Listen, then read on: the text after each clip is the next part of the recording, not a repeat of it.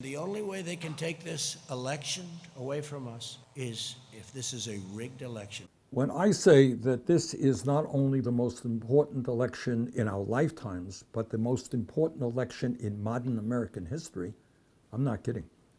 This election is not just about creating an economy that works for working people. It's not just making sure that all of our young people have the ability to go to college and not leave school deeply in debt.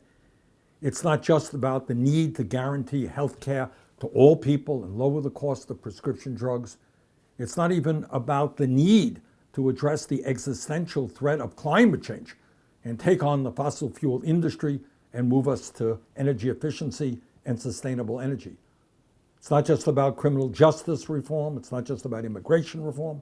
It's not just about a woman's right to control her own body. It's not only about common sense gun safety legislation. It is about all of that, but much more. I want to read to you what Donald Trump said today, the first day of the Republican National Convention. This is what he said, quote, "The only way they can take this election away from us is a rigged election," end of quote. The only way they can take this election away from us is a rigged election, end of quote. Think about what that means. Right now, not that I have enormous faith in polls, not that I think that Trump cannot actually win this election fairly, certainly hope not. I don't think he will, but he could. Right now, last national poll I saw was from CBS. He was 10 points down.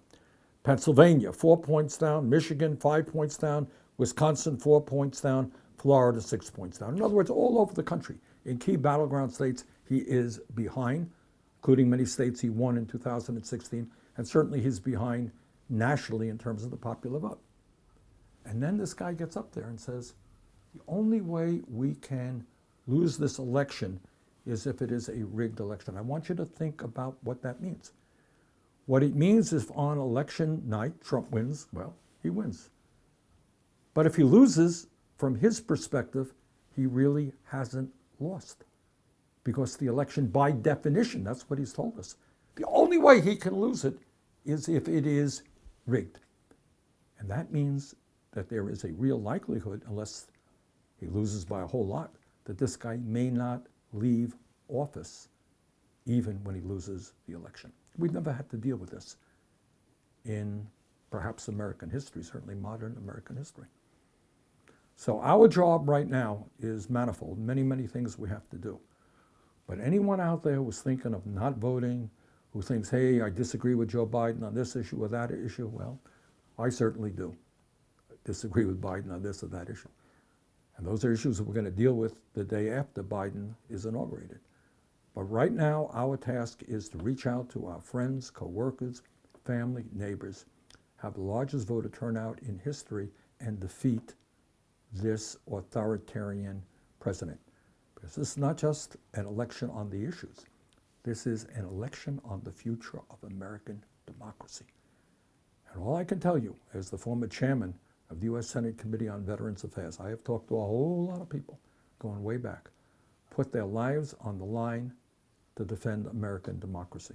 Some of them are Democrats, some of them are Republicans, some of them are independents, conservatives, doesn't matter. Doesn't matter what your political views are, doesn't matter what you feel about healthcare policy or climate change.